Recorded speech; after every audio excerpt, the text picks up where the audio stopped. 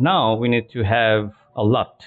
So LUT means that we need to have, so you can see we have lots of dark color, and we also have bright color in here. So in that areas we cannot have a color correction. So if I do color correction, it will be more darker than that. So we need to have a very log kind of color right here. So for doing so, what you need to do, you need to have this vector field, and this vector field is going to be this apply 3D LUT in it. So now it is asking for that, where is my LUT?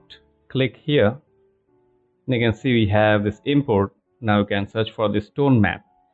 So this is also known as tone mapping. So tone mapping is something like, you can say, the color mapping kind of thing. So if I import it, you can see we have very darker. So you can change this color space into 𝐒𝐔𝐿OC3. You can see we have a washed out, and you can change this thing here. So this is how you'll get a much more pale looking effects, like bright is like normalized, and the black level is also lifted up here. Now you can see we have this one, and now we need to have a color space also. So here we can change it to sRGB. I can see we have back to the same thing.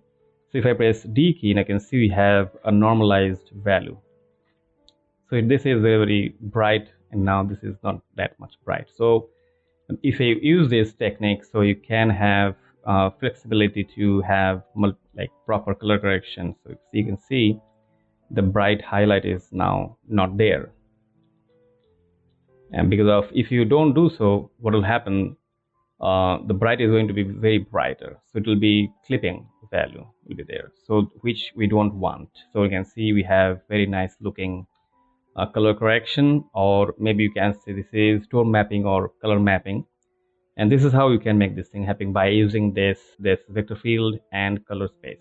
So hope you have liked it and you have understood the concept behind it, and see you in the next lecture.